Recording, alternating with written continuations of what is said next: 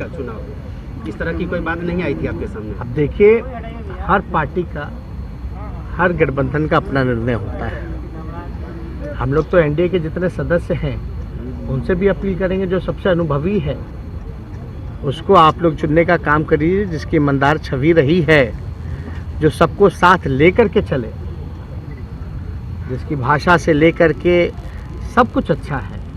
हम तो चाहेंगे कि ऐसे उम्मीदवार की चयन होनी चाहिए। आपको उम्मीद है कि संख्या बल जुटा लेंगे तेजस्वी जी? अंतरात्मा क्या जागेगी तो इस पर क्या करेंगे? अब जागे ना जागे, लेकिन अब तो उन पे हम कुछ टिप्पा टिप्पणी कर नहीं पाएंगे, क्योंकि हम लोगों ने उनके काम को भी देखा है और फिर से वही काम उन्होंने दोहराया है। फिर से भ्रष्टाचारियों को संरक्षण देना और प्रमोशन करना, यही नीतीश कुमार जी का काम रहा है। चाहे बालिका गृह कांड हो, चाहे नियुक्ति घोटाला हो, सृजन घोटाला हो, सभी लोग बड़े बड़े मुकदमे में, बड़े बड़े आपके कोर्ट में मामले भी चल रहे हैं, चाहे सृजन का हो या सीबीआई जांच भी चल रही है। लेकिन एक तो आश्चर्य की बात है ना कि बिहार की जनता ये सोचती कि 60 बड़े घोटाले हो गए, लेकिन अब तक बिहार सरकार का खजाना खाली हो गया, लेकिन अब तक कोई दोषी नहीं है। कोई भूत तो पैसा चुरा के नहीं भागा है, किसी भूत ने बिहार सरकार की तिजोरी तो खाली नहीं की है। कौन अधिकारी है भैया, सब जानना चाहते हैं। किसी ना किसी का दोष तो होगा। जब सरकार ने स्वयं 60 घोटाले जब मानी है, तो उसका जो है वो तो मानना पड़ेगा। एक बार आ जाने, आप उन्हीं से बात करेंगे। अच्छा, हाँ, ट्रेड यूनियन का 26 तारीख को पूरे भारत में स्ट्राइक है मजदूरों के हकों के लिए। हम लोगों का समर्थन है, किसान मजदूरों का, और ख़ास तौर पे हम लोगों की पार्टी रही है। और नौजवानों की, चाहे बेरोजगारी का मसला हो, चाहे किसानों का मसला हो, चाहे मजदूरों का मसला हो, पलायन का मसला हो, गरीबी का मसला हो, हम लोग बढ़ चढ़ करके उन सभी लोगों का साथ दिया है। और हमारी पार्टी में भी इस बात को लेकर के चर्चा हुई है। हम लोग जो है इसका समर्थन करेंगे। सीबीआई ने नवरूणा फाइल क्लोज करने के लिए आवेदन दे दिया है। सीबीआई ने नवरूणा फाइल को क्लोज करने का आवेदन दिया है, लेकिन दोषी कौन है?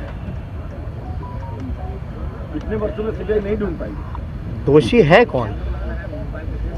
जिस पे आरोप भी लगे वो भी चुप्पी साधे हुए। तो हमको तो ज़्यादा कुछ नहीं कहना, लेकिन यही तो हम कहना चाहते हैं। 60 घोटाले हो गए, लेकिन अब तक आपको दोषी नहीं मिलेगा। बड़े बड़े अपराध हो गए, लेकिन आपको दोषी नहीं मिलता है। जो नवरूमा कांड हुआ, तो उसका दोषी कौन है? और सिर्फ छोटी मछलियों को पकड़ करके मोहरा बनाया जाता है, बड़ी मछलियां बचती हैं।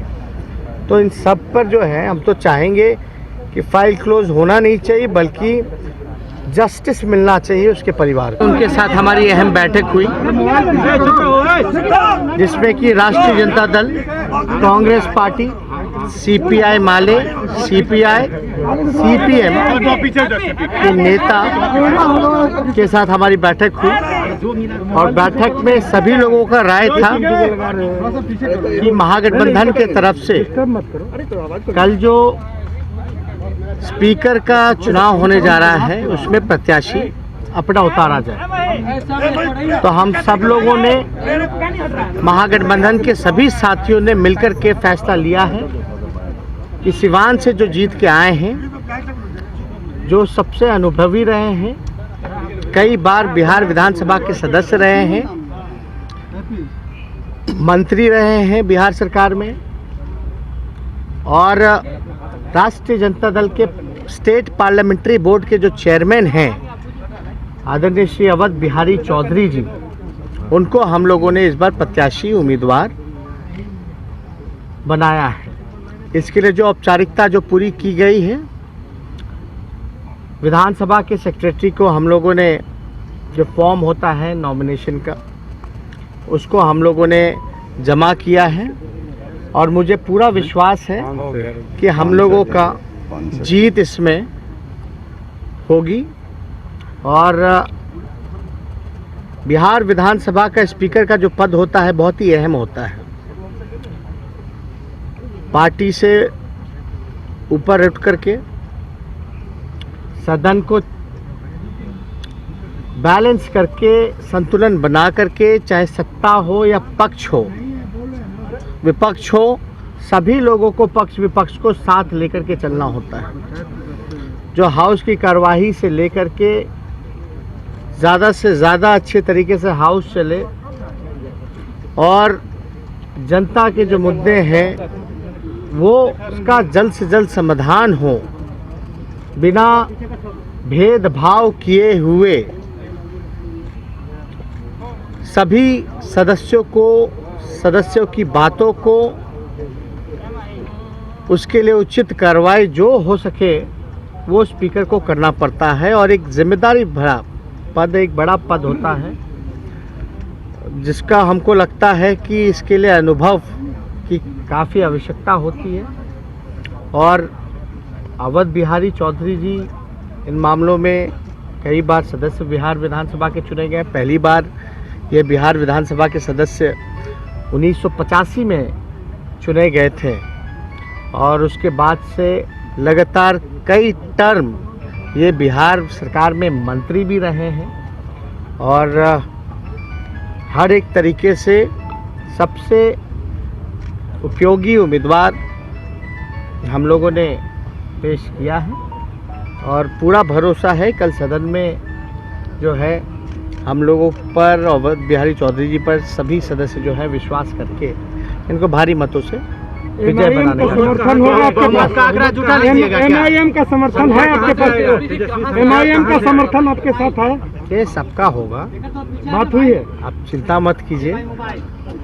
सभी लोगों से हम लोग खुद बात भी करेंगे और अभी तो नामांकन की प्रक्रिया पूरी की गई है, सभी लोगों को सूचना भी दी जाएगी। और अभी तो पहला नामांकन इन्हीं का हुआ, भी होता है नहीं होता है ये भी देखने वाली बात है। आपको लेकिन लगता है कि क्रॉस वोटिंग होगी? क्रॉस वोटिंग होगी? नहीं, इसमें तो देखिए विप तो जारी होता नहीं है। पहली बात, जब आप अध्यक्ष चुन रहे हैं बिहार विधानसभा का, स्पीकर को चुन रहे हैं, तो मेरे ख्याल से जो सबसे उपयुक्त है, उपयोगी है, जो सबसे अनुभवी है, उनको लोगों को चुनना चाहिए। तो पहले से इसमें परंपरा सर्वसम्मति से अध्यक्ष चुनने की रही है, क्या इस बार उस परंपरा का निर्वहन? देखिए, परंपरा सर्वसम्मति से है, लेकिन आप देखे होंगे कि परंपरा तो डिप्टी स्पीकर की भी रही थी। लेकिन पिछले सत्र में हम लोगों ने कई बार सरकार के सामने, अध्यक्ष उस समय के जो रहे हैं और मुख्यमंत्री के सामने हम मिल कर के भी ये मांग रखे कि भाई डिप्टी स्पीकर का पद विपक्ष को जाता है, लेकिन इस पर कोई कार्रवाई सुनवाई नहीं की गई। लेकिन परंपरा तो यही है और जो नियमावली कहती है बिहार विधानसभा का कि कोई भी अगर प्रस्तावक हो तो वो नामांकन कर सकता है, तो ऐसे कोई परंपरा की बात नहीं है। लेकिन एनडीए चुनाव में आप लोगों ने भी देखा होगा, जो लोकसभा में डिप्टी राज्यसभा का जो डिप्टी स्पीकर का जब वोटिंग चल रहा था, उसमें से जो अपोजिशन पार्टी ने मनोज झा जी को, आरजेडी के जो सदस्य हैं, उनको उम्मीदवार बनाया था। लेकिन वाकई में सही से जांच हो भी रही है कि नहीं हो रही है, हमें तो बड़ा डाउट है। उस समय की बात हम बता रहे हैं, हमने तो कई ऐसे उदाहरण भी दिए थे। पिछला जो सत्र था ज्ञान भवन में, वहाँ भी हमने कई उदाहरण दिए थे कि भाई जो व्यक्ति टेस्ट भी नहीं कराया उसका भी रिपोर्ट जो है नेगेटिव और पॉजिटिव आ जा रहा है, जिसने नहीं कराया टेस्ट। तो जांच ये गंभीर मसला है लोगों के स्वास्थ्य को लेकर के। और बिहार में कोई भी कोरोना डेडिकेटेड अस्पताल अब तक नहीं बना, डेडिकेटेड फॉर कोरोना, क्योंकि ये बीमारी का वैक्सीन कब आएगा, कब जाएगा, इसका आपको नहीं पता, किसी को नहीं पता। लेकिन हमारी सरकार की तैयारी क्या है, क्या काम किया गया है, तो उसमें हमको लगता है कि थोड़ी पारदर्शिता रखनी चाहिए। जो काम हुए हैं वो बताएं। और हमको तो इसमें भ्रष्टाचार का बू आ रहा है, क्योंकि जिस प्रकार से आंकड़े अब तक कितने टेस्ट किट खरीदेंगे, कितने में खरीदेंगे, कितना पैसा खर्च किया गया, मजदूरों के लिए कितना पैसा खर्च किया गया, क्वारंटाइन सेंटर्स के लिए कितना पैसा खर्च किया गया, क्या इक्विपमेंट्स लिए गए, किस हिसाब से परचेजिंग की गई, ना आपको पता ना हमको पता केवल सरकार में बैठे हुए उन नुमाइंदों को है जो लोग केवल और केवल भ्रष्टाचार में जिनका मन लगता है, जो भ्रष्टाचार को बढ़ावा देते हैं और जिनके लिए कोई कार्रवाई नहीं है, उनके ऊपर कोई कार्रवाई नहीं हो सकती क्योंकि मुख्यमंत्री भीष्म पितामह है भ्रष्टाचार के। प्रधानमंत्री इस तरीके से तमाम मुख्यमंत्रियों के साथ बैठक करने से कोई असर पड़ेगा? जिस तरीके से कितने बैठक हो गए अब तक, बढ़ा कि घटा, कुछ बना कि बिगड़ा, इलाज हो रहा है नहीं हो रहा, टेस्ट हो रहे हैं नहीं हो रहे, ये तो बैठक आपके सामने भी है। अवध बिहारी जी बोलिए। तेजस्वी प्रसाद यादव जी और महागठबंधन के नेतागण ने मुझे बिहार विधानसभा में अध्यक्ष के लिए चयन किया है और मैं नामांकन भी किया हूं। अपने तरफ से राष्ट्रीय महागठबंधन के तमाम अपने माननीय नेता के प्रति मैं धन्यवाद ज्ञापन करता हूं और मुझे पूर्ण भरोसा है कि विधानसभा में जो स्पीकर के पद बहुत भी महत्वपूर्ण होता है, उस पद पर हम अपने माननीय विधायकों के सहयोग से निर्वाचित होंगे और निर्वाचित होने के बाद सदन को निष्पक्षता के तरह चलाने की जिम्मेदारी हमारे ऊपर होगी। मैं विश्वास दिलाता हूं कि निष्पक्ष तरीके से सदन को चलाने का मैं काम करूंगा, सबके मान सम्मान के ख्याल रखूंगा और जो प्रोटोकॉल है उसके मुताबिक मैं काम करूंगा। मुझे भरोसा है कि सभी लोग हम पर विश्वास करेंगे क्योंकि यह पद जो है बिल्कुल निष्पक्ष होता है और मैं अपने निष्पक्ष होने का जो दायित्व तो मुझे मिलेगा उसका निर्वहन मैं करूंगा। हो गया, चलिए हो गया।